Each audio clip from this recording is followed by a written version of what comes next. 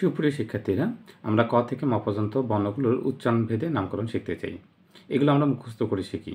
ক বর্গের নাম কণ্ঠ, ক বর্গের নাম কণ্ঠ, চ বর্গের নাম তালব্য, চ বর্গের নাম তালব্য। কিন্তু মুখস্থ করে আমাদের বেশি দিন মনে থাকে না। আমরা চমৎকার কিছু কিছু কৌশলের মাধ্যমে শিখতে চাই। প্রথমে আমরা ক বর্গের নাম যে কণ্ঠ, এটা মুখস্থ না করে আমরা এভাবে শিখতে চাই। ক দিয়ে আমরা কণ্ঠ মনে রাখতে চাই, ক দিয়ে কণ্ঠ। চ বর্গের নাম যে তালব্য, এটা আমরা মুখস্থ না করে আমরা এভাবে মনে রাখতে চাই যে চ মানে হচ্ছে চাবি, চ দিয়ে কি চাবি, চাবি দিয়ে কী খোলা যায় তালা, তালা মানে হচ্ছে তালব্য। দেখুন কত চমৎকারভাবে মনে রাখতে পারি। ট বর্গের নাম যে মূর্ধন্য, এটা আমরা মুখস্থ করতে চাই না। আমরা দেখি ট বর্গের শেষ বর্ণটার নাম কি, মূর্ধন্য, মূর্ধন্য মনে রাখবো। তাহলে মুখস্থ করার এখানে কী আছে? আচ্ছা, তারপর ত বর্গের নাম দন্ত, এটা দন্ত মুখস্থ না করে আমরা শেষ বর্ণটার নাম কি, দন্ত, এই জন্য আমরা দন্ত মনে রাখতে পারি। তাহলে ক বর্গের নাম কণ্ঠ আমরা চমৎকারভাবে মনে রাখলাম, চাবি দিয়ে তালা খোলা যায় তালব্য। ট বর্গের শেষ বর্ণ মূর্ধন্যের জন্য মূর্ধন্য, ত বর্গের শেষ বর্ণ দন্তের জন্য দন্ত, আর প ফ ব ভ ম এই বর্ণগুলো উচ্চারণ করলে ঠোঁটের সাহায্যে উচ্চারিত হয়। দেখুন ঠোঁট ছাড়া কিন্তু এই বর্ণগুলো উচ্চারণ হবে না। প ফ ব ভ ম আপনি চাইলেও ঠোঁটের স্পর্শ ছাড়া এই বর্ণগুলো কখনোই উচ্চারণ করতে পারবেন না। যেহেতু ঠোঁটের সাহায্যে এই বর্ণগুলো উচ্চারিত হয়, এই জন্য এগুলো হচ্ছে উষ্ঠবর্ণ। দেখুন কত চমৎকারভাবে আমরা শিখে ফেললাম। আরেকটা আমরা কৌশল শিখতে চাই। কৌশলটি কি? কৌশলটি হচ্ছে আমরা একটা বললাম যে কর্তা কর্তা মত দাও। এক মেয়ে বলতেছে তার বাবাকে, কর্তা আমার বিয়েতে মত দাও। তাহলে এই যে কর্তা মত দাও, এই চমৎকার কৌশলটি দিয়েও আপনি কিন্তু মনে রাখতে পারেন। ক দিয়ে কণ্ঠ, তা দিয়ে তালব্য, ম দিয়ে মূর্ধন্য, দ দিয়ে দন্ত, আর এই যে ও দিয়ে মনে রাখবেন ওষ্ঠ। তাহলে আমরা দুইটা কৌশল শিখে ফেললাম।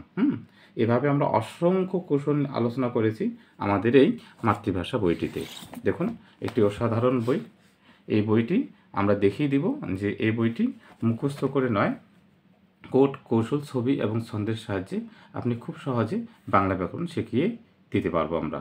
আশা করি এই বইটি যখন আপনি পড়বেন অবাক হয়ে যাবেন যে বাংলা ব্যাকরণ যে বিষয়গুলো মুখস্থ করে পড়তেন সেই বিষয়গুলো কত চমৎকারভাবে আমরা সাজিয়েছি।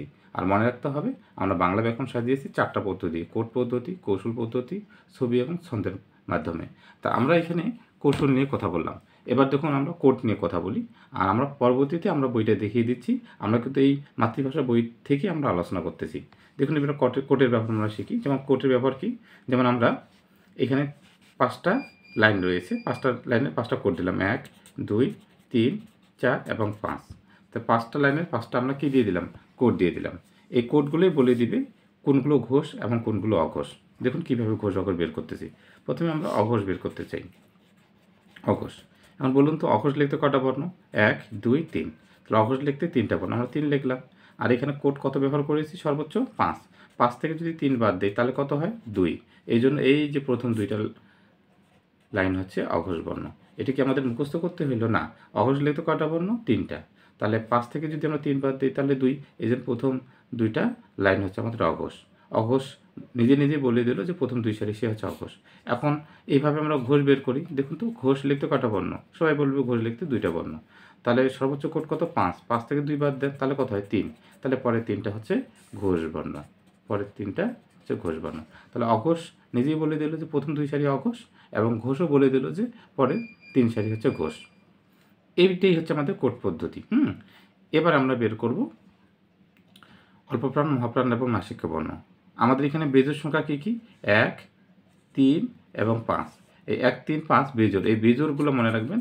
বেজোড়গুলো আমরা মনে রাখবো, বেজোড়গুলো হচ্ছে অল্পপ্রাণ। খুব সহজ, অল্প প্রাণ। আর জোর কী কী সংখ্যা আছে রয়েছে আমাদের, আমরা দেখতেছি এখানে জোর হচ্ছে আমাদের 2 এবং 4। এই 2 এবং 4 হচ্ছে জোর। এই জোরটা মনে রাখবো আমরা, জোরটা মনে রাখবো আমরা মহাপ্রাণ। তাহলে খুবই সহজ, আমরা বেজোড় অল্পপ্রাণ, জোর মহাপ্রাণ। তারপর 5 নাম্বারটা আমরা অল্পপ্রাণ প্লাস এই 5 নাম্বার সারিটা হচ্ছে নাসিক্য। অনেকে মনে করে যে 5 নাম্বারটা মনে হয় নাসিক্য, এটা কিন্তু অল্পপ্রাণ নয়। কিন্তু না, আপনি জোর বিজোড় দিয়ে এক অল্পপ্রাণ মহাপ্রাণ বের করে নেবেন। আর 5 নাম্বার বর্ণটা একই সাথে সে অল্পপ্রাণ, একই সাথে সে নাসিক্য বর্ণ। আমরা চমৎকারভাবে শিখে ফেললাম। দেখুন এখন এখান থেকে প্রশ্ন আসে কীভাবে, পরীক্ষায় যদি আসে ইয় এই বর্ণটির নাম কি, উচ্চারণের নাম কি, তাহলে এটা আমরা তালব্য বর্ণ পাচ্ছি। যদি বলি এটা অল্পপ্রাণ না মহাপ্রাণ, আপনি অবশ্যই বলবেন এটা অল্প প্রাণ। কেন অল্প প্রাণ? কারণ ইয়টা হচ্ছে 5 নাম্বার, চ ছ জ ঝ ইয় 5 নাম্বার থাকার কারণে এটা কি অল্প প্রাণ, বেজোড় হলে অল্প প্রাণ। এরপর যদি বলি এটা কি বর্ণ, আর বলবো এটা আমরা নাসিক্য বর্ণ। তার মানে এই 5 নাম্বার বর্ণগুলো একই সাথে কি এদের উচ্চারণ ভেদে নামকরণ আছে। যেমন এ হচ্ছে কণ্ঠ, এবং 5 নাম্বার কারণে অল্প প্রাণ এবং হচ্ছে কি নাসিক্য বর্ণ। তাহলে এভাবে আমরা যে কোনো বর্ণ এখন বলতে পারবো। এবং যদি বলি যে ঘোষ না অঘোষ, অবশ্যই আপনি বলবেন এটা হচ্ছে ঘোষ বর্ণ। তার মানে প্রত্যেকটা বর্ণের আমরা এইভাবে এখন পাবো। গ বর্ণটা, গ বর্ণের উচ্চারণভেদের নাম কি? তার মানে কণ্ঠ। অল্প প্রাণ না মহাপ্রাণ, যেহেতু 3 নাম্বার তার মানে অল্প প্রাণ। এটা কি আমরা ঘোষ না অঘোষ, অবশ্যই যেহেতু 3 নাম্বার বর্ণ তার মানে কি এটা ঘোষ বর্ণ। একইভাবে আপনি যদি ট বলি, ট হচ্ছে কি একটা মূর্ধন্য বর্ণ।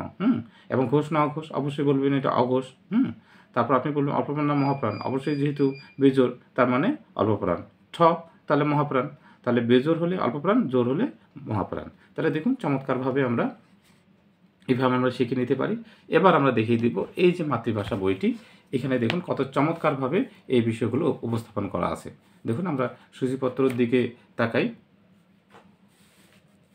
সূচিপত্রের দিকে তাকাই, তাহলে আপনি বুঝতে পারবেন যে কত চমৎকারভাবে এই বইটা আমরা সাজিয়েছি। বাংলাদেশে এই প্রথম একটি বই বের হলো যেটা মুখস্থ করে নয়, আপনি চাইলে ছবি, ছন্দ, কোড এবং কৌশলের মাধ্যমে শিখে নিতে পারেন। প্রথমে আমরা যে বিষয়টা পড়লাম সেই বিষয়টা নিয়ে কথা বলি। দেখুন আমাদের সূচিপত্র, আমরা প্রথমে ধ্বনি ও বর্ণ প্রকরণ থেকে কথা বলছি। দেখুন কোড, কৌশল, ছবি ও ছন্দের সাহায্যে এই অধ্যায়টি সাজানো হয়েছে।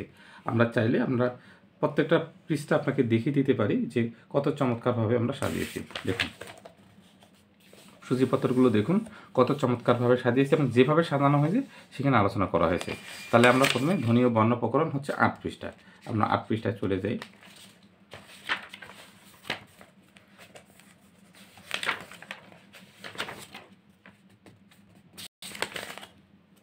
আচ্ছা, আমরা যে পৃষ্ঠাটা নিয়ে আলোচনা করছি সেই পৃষ্ঠাতে সরাসরি চলে যাই। আমরা আলোচনা করছি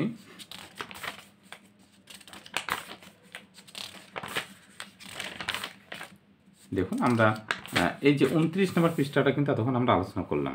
কত নম্বর পৃষ্ঠা আলোচনা করলাম? 29 নম্বর পৃষ্ঠাটি আমরা আলোচনা করছি। এবার দেখুন আমরা যেভাবে আলোচনা করছি সেভাবে আমাদের সাজানো হয়েছে। দেখুন ক থেকে ম পর্যন্ত বর্ণগুলো আমরা আলোচনা করলাম। ক থেকে মা পর্যন্ত আমাদের 25টি বর্ণ।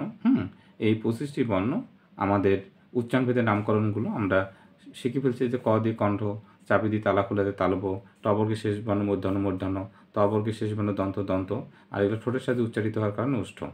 তারপরে যে কর্তা মদ দাও, ক দিয়ে হচ্ছে কণ্ঠ, তালব, মত মূর্ধন্য, দন্তের দন্ত, আর দাওয়ের ও দিয়ে ওষ্ঠ। তাছাড়া আরেকটা আমরা কৌশল দেখতে পারি, আমরা ছবি দেখে দেখেও আমরা শিখতে পারি। দেখুন এটা মিশেল ওবামা। মিশেল ওবামার সুন্দর ঠোঁট দেখে বারাক ওবামা সাহেব হেসে ফেলছেন। যখন ওবামার ঠোঁট দেখে বারাক ওবামা সাহেব হেসে ফেলছেন তখন তার 2 সারি দাঁত দেখা গেছে। আর এই ঘটনাটা থেকে এই পিচ্চিটা হা মুখে তাকিয়েছে যে হায় রে হায়, ওবামা সাহেবের কি, ওবামা সাহেব কী করলো? মিশেল ওবামার ঠোঁট দেখে 2 সারি দাঁত বের করে হেসে ফেলছে, এই জন্য সে হা মুখে তাকিয়ে আছে। যে এই ঘটনাটি থেকে আমরা কি দেখতে পাচ্ছি? তার মানে প্রথমে আমরা দেখতে পাচ্ছি যে মানুষের শুরু হয়েছে ঠোঁট, ঠোঁট খুলে বেরিয়ে এসে 2 সারি দাঁত, আর দাঁত খুলে বেরিয়ে এসে জিহ্বা। দেখুন ঠোঁটের পরে দাঁতের অবস্থান, দাঁত কয় সারি? 2 সারি, আর দাঁত খুলে বেরিয়ে এসে জিহ্বা। তার মানে ওইটা আমরা লিখে দিতে পারি। প্রথমে ঠোঁট, ঠোঁট খুলে 2 সারি দাঁত, উপরের সারির দাঁতকে বলে দন্ত, আর নিচের সারির দাঁতকে বলে মূর্ধন্য। তাহলে ঠোঁটের পর 2 সারি দাঁত, দাঁত খুলে জিহ্বা, জিহ্বা মানে তালব্য, আর জিহ্বা সংযুক্ত আছে কণ্ঠের সাথে। তা আমরা ঘোষ অঘোষ আমরা কোটে ব্যবহার করেছি। অর্থাৎ আমি যেভাবে আলোচনা করলাম সেইভাবে এই বইটিতে সাজানো হয়েছে। দেখুন আমরা একটু দেখিয়ে দিই যে এমসিকিউ, তারপরে এই আলোচনা শেষে আপনার প্রচুর পরিমাণ এমসিকিউ দিয়েছি। যেমন কণ্ঠ, অর্থাৎ কণ্ঠ থেকে যে কণ্ঠ থেকে যে প্রশ্নগুলো এসেছে সেগুলো আমরা দিয়েছি কণ্ঠ লিখে। তারপরে কি যে বর্ণগুলো এদিকে আমরা মূর্ধন্য বর্ণগুলো দেখিয়েছি, তাহলে মূর্ধন্য বর্ণগুলো, মূর্ধন্য থেকে যে বর্ণগুলো যে প্রশ্নগুলো এসেছে সেখানে মূর্ধন্যগুলো দিয়েছি। দন্ত থেকে যে প্রশ্নগুলো এসেছে সেগুলো দন্ততে দিয়েছি। অর্থাৎ প্রচুর পরিমাণ আমরা প্র্যাকটিস দিয়েছি। আশা করি আপনি অবাক হয়ে যাবেন। এই বইটি এমন একটি বই, একটি অসাধারণ বই। প্রত্যেকটা পৃষ্ঠা আপনাকে আমরা কৌশল দিয়ে সাজিয়েছি এবং সাথে আমরা কী করেছি, আমরা চেষ্টা করেছি প্রচুর পরিমাণ এমসিকিউ দিয়েছি। অর্থাৎ যেগুলো বিশেষ পরীক্ষায় আসে, নিবন্ধন পরীক্ষা আসে, প্রাইমারি পরীক্ষায় আসে, বিশ্ববিদ্যালয় পরীক্ষায় আসে। এবং আপনাকে একটা তথ্য দিয়ে দিই যে আমরা অধ্যায় শুরু করার আগে আমরা আমরা একটা তথ্য দিয়ে দিই। এই যে যেমন ধ্বনি ও বর্ণ প্রকরণ আমরা শুরু করার আগে আমরা দিয়েছি যে এখানে কি কি প্রশ্নাবলী দিয়েছি। এই অধ্যায়ে আমরা বিসিএস সহ সকল চাকরি পরীক্ষার প্রশ্ন দিয়েছি 91টি, অর্থাৎ 91টি আপনি প্রশ্ন পাবেন যেগুলো বিসিএস সহ বিভিন্ন চাকরি পরীক্ষায় এসেছে। তবে ঢাকা বিশ্ববিদ্যালয় সহ বিভিন্ন বিশ্ববিদ্যালয়ের প্রশ্নের সমাধান দিয়েছি 111টি, অর্থাৎ ঢাকা বিশ্ববিদ্যালয় সহ বিভিন্ন যে বিশ্ববিদ্যালয়ে বিভিন্ন পরীক্ষার প্রশ্ন এসেছে সেগুলো দিয়েছি 111টি। তারপরে চাকরি ও উভয় পরীক্ষায় এসেছে, অর্থাৎ যে প্রশ্নটা চাকরি পরীক্ষায় আসে এবং বিশ্ববিদ্যালয়ে এসেছে এরকম প্রশ্ন আছে 24টি। তার মানে এই অধ্যায়ে আপনি যখন সমাধান করবেন তখন আপনি 91টি বিসিএস সহ চাকরি পরীক্ষার প্রশ্ন সমাধান করতে পারবেন, 111টি ঢাকা বিশ্ববিদ্যালয় সহ সকল বিশ্ববিদ্যালয়ের প্রশ্ন সমাধান করতে পারবেন, অর্থাৎ টোটাল 226টি প্রশ্ন আপনারা এখানে সমাধান করতে পারবেন। এইভাবে আমরা প্রত্যেকটা অধ্যায় শুরু করার আগে আমরা দিয়েছি যে আপনি কি কি প্রশ্নের সমাধান করবেন। তাহলে দেখুন এই যে 9 নম্বর পৃষ্ঠাটা একটু দেখিয়ে দিই। এই ছবিগুলোর মাধ্যমে আপনি ধ্বনি ও বর্ণপ্রকরণ শিখতে পারবেন। দেখুন প্রত্যেকটা বিষয় যদি আপনার দেখানো হয় ধরে ধরে, প্রত্যেকটা বিষয় আপনার কৌশল দিয়ে সাজানো হয়েছে, প্রত্যেকটা পৃষ্ঠা আপনাকে কৌশল দিয়ে সাজানো হয়েছে। দেখুন 18 নম্বর পৃষ্ঠায় যে দেখুন আপনার এই যে এই বর্ণগুলো কোনগুলো উচ্চ, কোনগুলো উচ্চ মধ্য, কোনগুলো নিম্ন মধ্য, কোনগুলো নিম্ন, এগুলো আপনাকে মুখস্থ করতে হবে না, মনে রাখার কৌশল আছে। এই যে কোটিপতি এবং কৃপণ, কোটিপতি কৃপণ, লাখপতি অর্ধ কৃপণ, হাজারি অর্ধ দানশীল, বাজারি দানশীল। অর্থাৎ সমাজে আমাদের 4 শ্রেণীর লোক আছে, একটা কোটিপতি, লাখপতি, হাজারি এবং বাজারি। যাদের কোটি কোটি টাকা তাদের কোটিপতি, যাদের লাখ লাখ টাকা লাখপতি, যাদের হাজার হাজার টাকা তারা হাজারি, আর বাজারির কোনো টাকা থাকে না, এরা দিনে ইনকাম করে দিনে টাকা শেষ করে ফেলে। যে এই চমৎকার কৌশলের মাধ্যমে আপনি এই চারটা শিখে ফেলবেন। তাহলে আসলে ভিডিওটা তো অনেক বড় হয়ে যাচ্ছে, আমরা তো আসলে ক্লাস নিতে আসিনি, আমরা দেখিয়ে দিচ্ছি যে আমাদের এই যে বইটি, আমাদের বইটি কেমন বই। আমরা চেষ্টা করতেছি যে চমৎকার এই বইটি আপনি চমৎকারভাবে শিখতে পারবেন। আশা করি এই অসাধারণ বইটি আপনি যখন পড়বেন অবাক হয়ে যাবেন যে কত অসাধারণভাবে এই বইটি সাজিয়েছি। আর এই বইটি দেখুন আমরা অনেক একটা বড় বই, কিন্তু বড় বই হলো আপনি যখন পড়বেন খুব চমৎকারভাবে খুব সহজভাবে এই বইটি পড়ে নিতে পারবেন। এই বইটির প্রাইস মূল্য নিয়ে কথা বলি। এই বইটির মূল্য 750 টাকা। এই 750 টাকার মূল্যের বইটি আপনি চাইলে 750 টাকার বইটির মূল্য আপনি যদি 2 দিনের মধ্যে সংগ্রহ করেন, আমরা একটা অফার দিয়েছি, 2 দিনের মধ্যে কেউ যদি সংগ্রহ করে তাহলে 500 টাকায় সংগ্রহ করতে পারবে। তার মানে এখান থেকে সে ডিসকাউন্ট পাচ্ছে, 250 টাকা ডিসকাউন্ট। তবে মনে রাখতে হবে 2 দিনের মধ্যে সংগ্রহ করে নিতে হবে। আরেকটি সুখবর দিচ্ছি, আমি যেহেতু এই বইটি লিখেছি, প্রত্যেকটা পৃষ্ঠা যদি আপনি চান যে প্রত্যেকটা পৃষ্ঠা আপনাকে ধরে ধরে শেখানো হবে, এটার একটা সুবর্ণ সুযোগ রয়েছে। আমরা প্রত্যেকটা পৃষ্ঠা আলোচনা করতেছি, 60টি লেকচার এবং 60টি এক্সামের মাধ্যমে এই একটা পূর্ণাঙ্গ একটা কোর্স সাজিয়েছি। অর্থাৎ এই কোর্সটি যদি আপনি করিয়ে নেন তাহলে এই যে আমাদের এই মাতৃভাষা এই বইটি প্রত্যেকটা পৃষ্ঠা আপনাকে ব্যাখ্যা দেওয়া হবে, প্রত্যেকটা পৃষ্ঠা আপনাকে ব্যাখ্যা দেওয়া হবে, যে ব্যাখ্যার মাধ্যমে আপনি দেখুন কত চমৎকারভাবে এই বইটি সাজিয়েছি। প্রত্যেকটা পৃষ্ঠার আপনাকে সাজানো দেওয়া হবে। এই যে আপনি যখন সন্ধি বিচ্ছেদ পড়েন, দেখেন আমরা মুখস্থ করি কি রমেশ রমাযোগীশ রমাযোগীশ, কিন্তু না, আপনাকে মুখস্থ করতে হচ্ছে না। দেখেন রমেশ হচ্ছে লক্ষ্মী দেবীর স্বামী, লক্ষ্মী দেবীর আরেক নাম হচ্ছে রমা, আর স্বামীর আরেক নাম হচ্ছে ঈশ। তার মানে আপনাকে রমেশের সন্ধি বিচ্ছেদটা মুখস্থ করতে হলো না, আপনাকে একটু লিখিয়ে দিই তাহলে আপনি বুঝতে পারবেন। যেমন রমেশ আপনি মুখস্থ করেন, কিন্তু না, এটা রমেশ হচ্ছে লক্ষ্মী দেবীর স্বামী, রমেশকে লক্ষ্মী দেবীর স্বামী। দেখেন প্রত্যেকটা পৃষ্ঠা যদি আপনাকে বুঝিয়ে দেওয়া হয় রমেশকে লক্ষ্মী দেবীর স্বামী, তাহলে লক্ষ্মী দেবীর আরেক নাম হচ্ছে রমা, লক্ষ্মী দেবীর আরেক নাম হচ্ছে রমা, আর স্বামীর সমার্থক শব্দ হচ্ছে ঈশ। তাহলে আপনাকে এই রমেশ মুখস্থ করতেছে না, রমাযোগীশ মুখস্থ করতে হচ্ছে না। তাহলে আপনি এতে কী হলো, আপনার চমৎকারভাবে শিখলেন যে রমা কে, রমা হচ্ছে লক্ষ্মী দেবী, আর ঈশ হচ্ছে কি, ঈশ হচ্ছে স্বামীর সমার্থক শব্দ। তাহলে রমেশ হচ্ছে তাহলে লক্ষ্মী দেবীর স্বামী, লক্ষ্মী দেবীর স্বামীকে, লক্ষ্মী দেবীর স্বামী হচ্ছে আমরা জানি লক্ষ্মী দেবীর স্বামী হচ্ছে নারায়ণ।